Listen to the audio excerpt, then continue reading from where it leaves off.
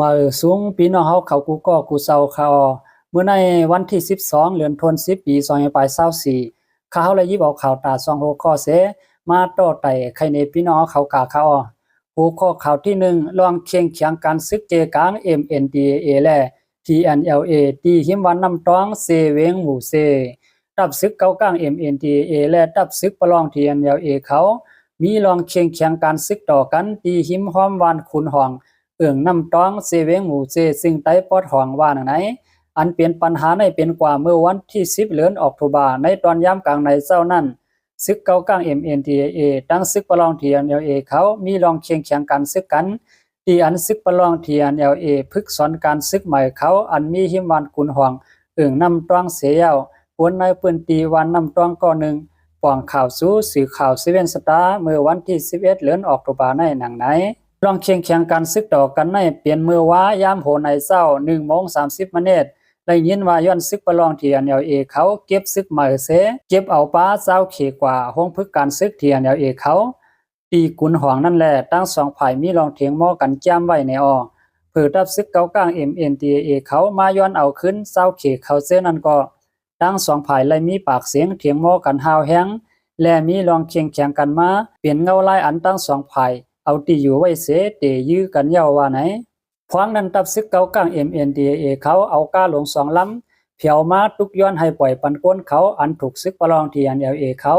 เก็บเอามาหอมจู้ไว้ตั้งนำตั้งหลายนั่นเสย้อนภายซึกประลอง TNLA เขาซ้ำอ่ำไข่ย้อมปันขึ้นแลตั้ง2 ภายสังเลยมีลองเชียงแข็งการซึกกันในยาว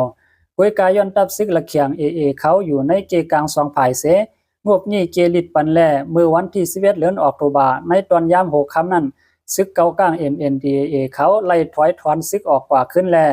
ลองเคียงเคียงกันในเจสองภายนั้นไล่ลดย้อมกว่าเย้าไหนแหล่งข่าวในปืนตีลาดเนไว้หนังไหนในข่าวตั้งหลายวันปนมาในมีลองตั้งสังเสตับซึก MNDAA เขาเข้ากว่าซิมเอากิดหลานซึกค้าง KIA อันนี้ไว้ตีตั้งเขานำตรองนั้นเสียเย้าไว้เสสองภายเคียงเคียงกันมาเย้า MNDAA ลาดว่ากิกหลานเจนั้นไล่อาปันขึ้นเย้าว่าหนังไหนยินชมถึงข้อมูลข่าวเงาเลี้ยงหุ่นใหม่เตรียมต่างไว้หนังไหนคะสืบมาแทงหัวข้อข่าวที่2ผู้มีน้ำใจซอยแถมกวนเมืองซื้อทบเพนำทมปอเมกวนเมืองซื้อทบเพนำทมในสิดอนล้างคือสิ่งใดปอดสารเลยหาบตั้งซอยแถมตีผู้มีน้ำใจตั้งซุ้มทุ่งเมาและในสิ่งเมืองเขว่าหนังไหนเมื่อวันที่3เดือนออกตุลา2524ผู้มีน้ำใจอันอยู่ที่เวียงนำคำเอาเงินตา2 ล้านปยาจอยแถมปันตีปอเมกวนเมืองเสทบเพนำทมและวันที่6เดือนออกตุลา2524สืบซอยแถมแทงตาเงิน5 ล้านปยาโฮมเป็น7 ล้านปยาว่าหนังไหนเมื่อในวันที่30เดือนสิงหาคม2524นั่นก็จุ้มสายเฮอเลี้ยงอันมีลูกจุ้มไว้ตีเนทุ่งเมาแลในเมืองเขนั่นสู่ตุ่มเงินต้องกันไล่930,000ปยา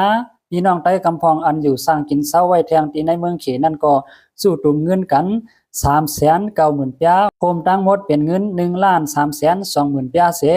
ช่วยแถมปันจีกวนเมืองซื้อทบเพนำทมตีในสิตอนล่างคือเหมือนกันว่าหนังไหนการช่วยแถมพวกในก็ผู้มีน้ำใสตีทุ่งเมาแลในเมืองเขนั่นยังอ่านให้ไล่เป็นการกำช่วยแถมกันในแลไล่เอาเงินช่วยแถมไว้ตีภูมิปุนพรไผ่เกี่ยวข้องเสหลู่ใส่ตื้อลองไหลก็ให้เอาใส่ตื้อกว่าปุนตากวนเมืองซื้อทบเพนำว่าหนังไหนยินชมถึงข้อมูลข่าวได้รอดแล้วแต้มต่างไว้หนังในค่ากำเรียนสุดย้อนให้พี่น้องเขาอยู่ลีกินหวานเหตุการณ์ขึ้นใหญ่ใหม่สูงมีเงินห่างหลีกึกปื้นอายุอาศักยาวยืนสืบไผ่ตันมันเสกำคาใหม่สูงตั้งเสียงคา